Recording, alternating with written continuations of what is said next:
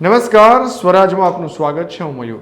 વાત કરવી છે રાજકોટના ગોંડલની. ગોંડલ તાલુકાનું ડૈયા ગામ કે જ્યાં પ્રેમ સંબંધના કારણે જીવલેણ હુમલો થયો હતો અને આ કેસની અંદર હવે ગંભીર વળાંક આવ્યો છે. હુમલામાં ગંભીર રીતે ઇજાગ્રસ્ત થયેલા જુનેદ ઇબ્રાહિમ કબીરનું સારવાર દરમિયાન મૃત્યુ થયું હોવાનું સામે આવ્યું છે અને આ કેસ હવે હત્યામાં પલટાયો છે. અગાઉ હત્યાના પ્રયાસનો ગુનો નોંધાયો હતો, પરંતુ ભોગ બનનારના મૃત્યુ બાદ આરોપીઓ સામે હત્યાની કલમ ઉમેરવામાં આવી છે. 17 જૂન 2026ના રોજ ડૈયા ગામની સીમમાં ઈદગાહવાળા રસ્તા પાસે નદી કાંઠે જુનેદ કબીર માથાના ભાગે ગંભીર ઇજાઓ સાથે બેભાન હાલતમાં મળી આવ્યો હતો. તેમના ભાઈ યાસીનભાઈ કબીરની ફરિયાદના આધારે ગોંડલ તાલુકા પોલીસ સ્ટેશનમાં ભારતીય ન્યાય સંહિતાની સંબંધિત કલમો હેઠળ ગુનો નોંધાયો હતો. ટેકનિકલ સર્વેલન્સ, સીસીટીવી ફૂટેજ અને હ્યુમન ઇન્ટેલિજન્સના આધારે સમગ્ર ઘટનાનો ભેદ ઉકેલવામાં આવ્યો છે.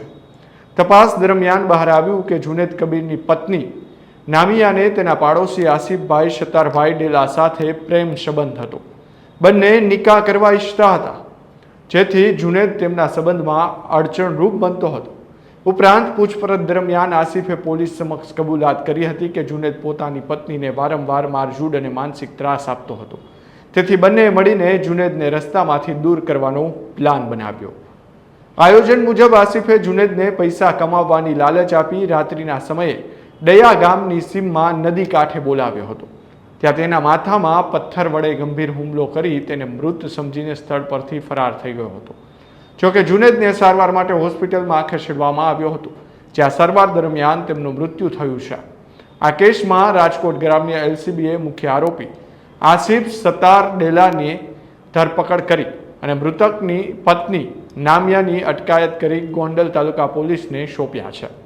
નાયબ પોલીસ મહાનિરીક્ષક શ્રી રાજકોટ રેન્જ દિલીપરાય સાહેબ, રાજકોટ ગ્રામ્ય એસપી શ્રી વિજયસિંહ ગુજ્જર સાહેબની સૂચના અન્વયે ગઈકાલે ગોંડલ તાલુકાના ડૈયા ઈદગાહ જવાના રસ્તે એક વ્યક્તિ લોહી લુહાણ હોય તેઓને રાજકોટ સહકારી હોસ્પિટલે દાખલ કરવામાં આવેલો અને તેના ભાઈ યાસીનની પૂછપરછ કરતાં તેને જણાવેલ કોઈ અજાણ્યા માણસોએ આને માથાના ભાગે મારેલ હોય, જેથી તાત્કાલિક ગોંડલ તાલુકા પોલીસ સ્ટેશન ખાતે બીએનએસ કલમ 109, 118(2) તથા જીપી 135 મુજબનો એફઆઈઆર રજીસ્ટર કરવામાં આવેલી હતી.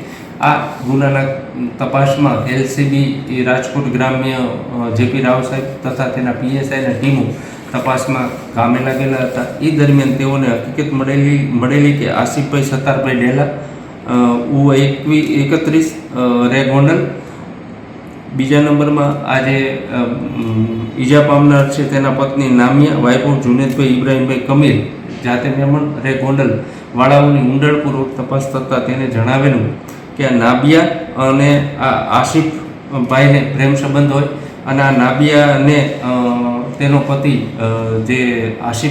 તેનો પતિ જે હતો તેને હેરાન કરતો હોય, જે અનુસંધાને બંને વચ્ચે પ્રેમ સંબંધ હોય અને તેઓ આ એના પતિથી ત્રાસી ગઈ હોય, જેથી આ બંને લગ્ન કરવાનું નક્કી કરી અને આ જે ઈજા પામનાર જે છે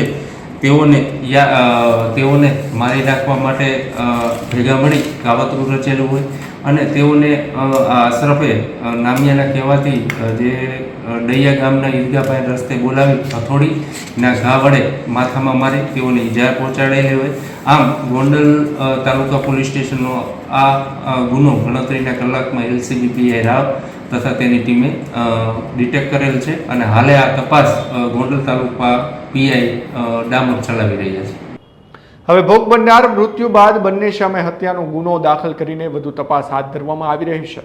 આ સમગ્ર કેસનો પર્દાફાશ કરવામાં એલસીબીના PI JP Rao, PSI HC Gohel, KM Chavda, RV Bhimani, PN Bharwad તેમજ એએસઆઈ બાલકૃષ્ણ ત્રિવેદી, ઇન્દ્રસિંહ જાડેજા, જયવીરસિંહ રાણા, ભગીરથસિંહ જાડેજા, પ્રહલાદસિંહ રાઠોડ તેમજ અલગ અલગ જે પોલીસ અધિકારીઓ કર્મચારીઓ છે તેમના દ્વારા આ કેસને હવે સોલ્વ કરવામાં આવ્યો છે. કારણ કે જે ઘટના બની છે તેમાં સૌથી મહત્વની વાત એ છે કે જ્યારે પ્રેમની વાત આવે ત્યારે પ્રેમી અને પત્નીએ બંને મળીને આખરે પતિના હત્યાને અંજામ આપ્યો છે અને આ હત્યા બાદ અરેરાટી વ્યાપી છે. હાલ સમગ્ર મામલે બંને એટલે કે જે પત્ની છે, જે મૃતક છે, તેમની પત્નીની પણ ધરપકડ કરી લેવામાં આવી છે અને જે પ્રેમી છે તેમની પણ ધરપકડ કરી અને કાયદેસરની કાર્યવાહી હાથ ધરવામાં આવી છે.